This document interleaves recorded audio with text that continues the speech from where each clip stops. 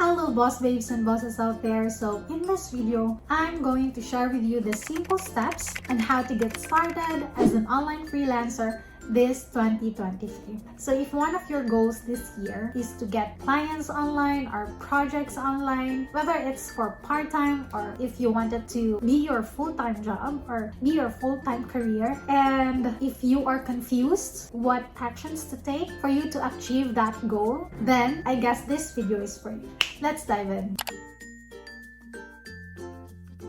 Okay, so first and foremost, ito talaga yung always na nare-receive ko na message, ano ba daw yung need if you want to start working online? So ito talaga, dapat talaga kayo may stable internet connection. If possible, wired internet connection, hindi yung parang data lang or pocket wifi. Kasi it would be hard for you to do tasks, especially if it involves uploading, downloading big files. It would be hard for you to do some other tasks na mabigat siya i-browse online. Actually, if mag-a-apply kayo sa mga agencies, mas magre-require talaga sila na wired internet connection yung gamit nyo. Pero if you are getting clients naman na direct lang, hindi na kayo mag-a-apply sa agencies, pwede nang hindi siya wired. Pero again, as what I have experienced, kayo din yung magsasuffer if yung internet connection nyo is hindi stable. Mas smooth kasi yung trabaho kung mas malakas ang internet connection, diba? Hindi kayo ma-frustrate. Meron ding mga tasks naman, especially if it's just data entry and researching and doing some simple admin tasks like calendar management, email management, mga ganon, na very easy lang, hindi naman kailangan na malakas yung internet connection. You can do that na kahit hindi wired. And yeah, the same lang din sa laptop or computer nyo na gagamitin. Yung recommended ko, at least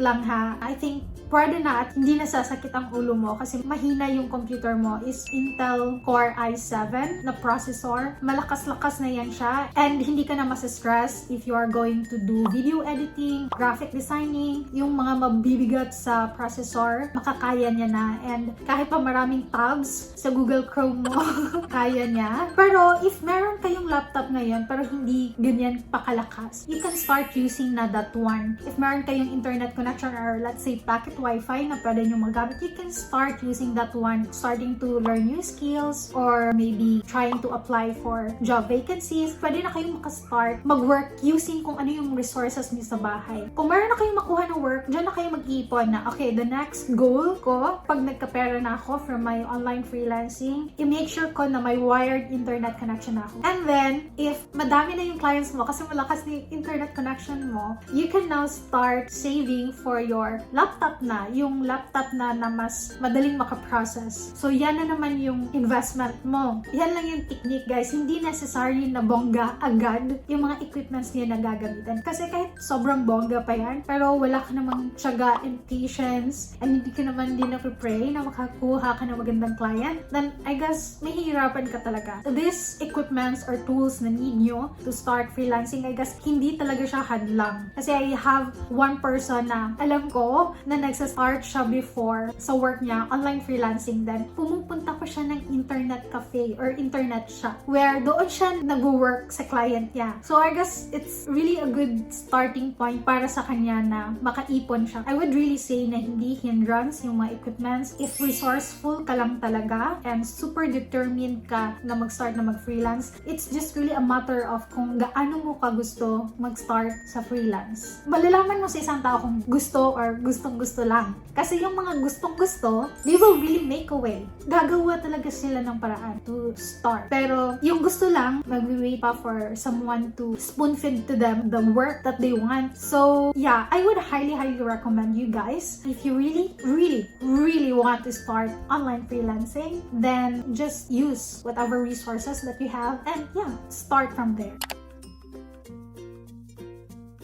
So for the second step that I would say na next nyong magawa is you should acquire skills para magkaroon kayo ng service na pwede nyong i-offer kay client. That's the second thing talaga to think. The reason why clients will hire you is because you can offer services para makahelp, especially sa business side nila or maybe managing their personal schedules, yung mga ganun. Think of mga pwedeng skills mo online. For example merong mga admin tasks like appointment setting, marketing, meron ding data entry and researching, email management, calendar management, lead generation, social media management, bookkeeping, graphic designing, video editing, SEO, yung mga ganun. Some of the services that I have mentioned to you guys, maybe hindi kayo sure kung ano yung mga pinagsasabi ko. Just let me know, comment it below if you want me to create another video explaining what are the skills na pwede nyong i-offer kay clients, especially if you have no idea, like sa isip nyo na parang wala naman akong skills, parang wala naman talaga akong alam,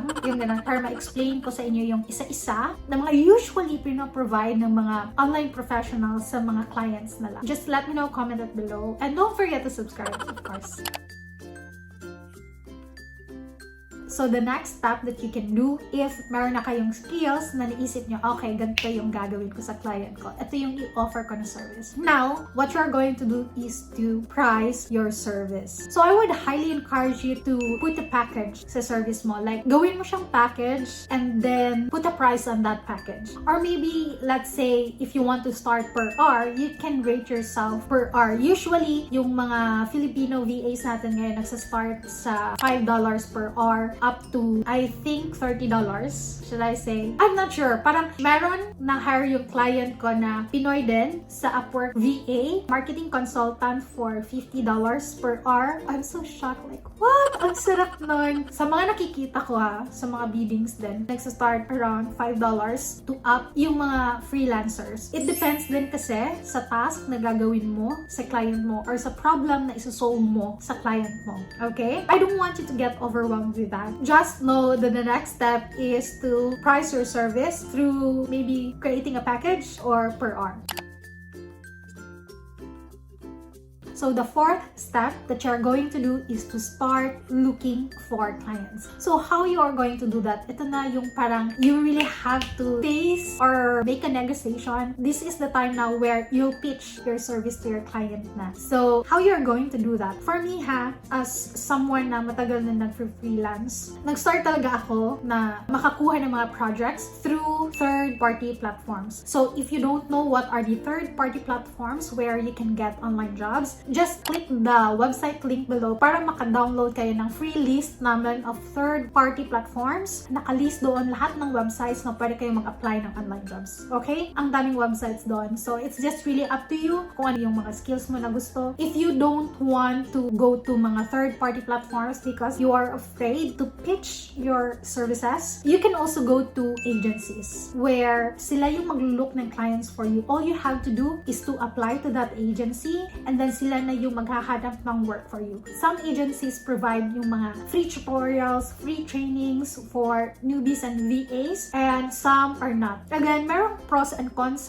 if you are going to start with third-party platforms or agencies, or you are going to directly pitch yourself to clients. Pwede din kasi yun, pero I guess if you are really starting as a newbie pa talaga, it would be hard for you to do that. But if you're comfortable doing that, then that's so great because mas maganda kasi talaga pag direct yung client. But anyways, if you want also to get the free list of agencies, we can also give you that for free. Just again, click the link below. Para lang dyan, mada-download nyo yan siya for free sa website namin. And you can also just message us on our Facebook if you want. We will direct you to that link. Maraming ways to get clients. Hindi lang through third-party platforms, hindi lang through agencies, hindi lang direct pitching. So, if you want to know how to get clients, you can check out these videos here sa gilid. Mamaya, if tapos na itong video na to.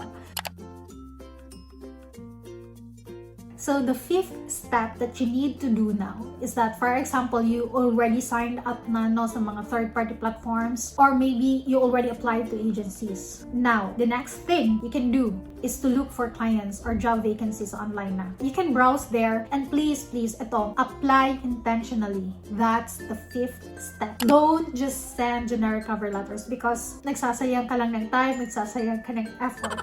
If you want to apply to a job vacancy, customize your cover letter and make sure that your CV is updated. If you don't know how to create your CV, you can check out this video here. And I would highly recommend, if you're applying sa mga agencies or third-party platforms, send a CV, like the detailed CV. Super important. What I mean by detailed CV is yung job role mo, super specific. Kung ano talaga yung ginagawa mo, detailed of all the job responsibilities that you are doing for your client. Put everything there. Put everything sa CV mo. Kasi it's very, very important para makita ni client na, okay, so nagawa niya na pala to sa previous niya na client. Kasi doon magbabase yung prospect client mo if you can do the job or not. And it would be better as well if you can create a portfolio. Okay, so what is portfolio? Okay, you can check out this video here because I've already defined what is portfolio and how you can create one para sa'yo. And if you also don't know how to create a cover letter, you can check out this video here as well because I've already created one for you. Yeah, I know what you need. I know what you need.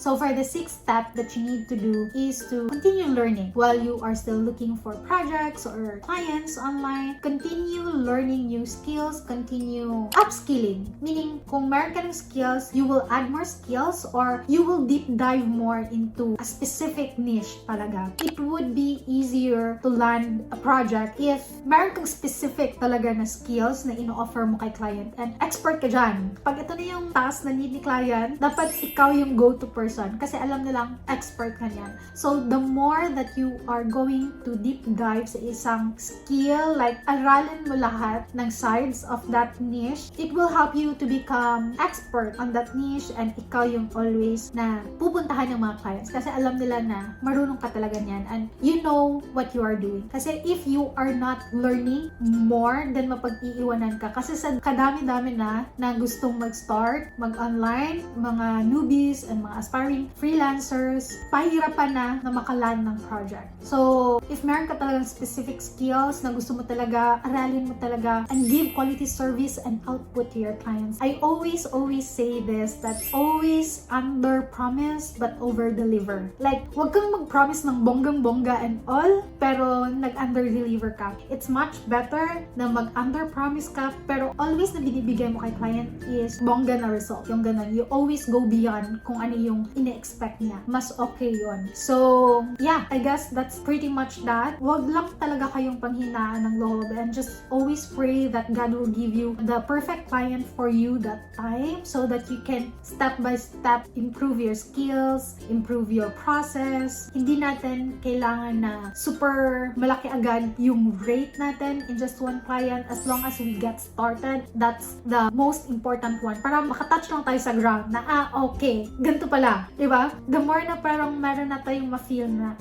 okay, ganito pala mag-work online. Ganito pala pag may i-handle ka talaga ng client. It would be easier for you na to dominate sa niche mo if alam mo talaga yung ginagawa mo and mas solid yung process, yung quality mo na binibigay mo kay client. So yeah, if you think that this video is helpful for you, don't forget to check out my other videos kasi it's also about freelancing. Most of it are mga tutorials and mga step-by-step kung ano yung need nyo na gawin to become an online freelancer. If you like this kind of videos, don't forget to subscribe to our channel and hit the bell button so that you'll get notified every time I upload a new video. And also, if you want to join our Facebook group, just research I'm ready to BossedUp by 𝐏𝐸𝐸 and don't forget to like our Facebook page at BossedUp PH and follow us on our Instagram accounts at 𝐏𝐸𝐸 and at BossedUp PH. So yeah, hope to see you guys on my next one. Bye!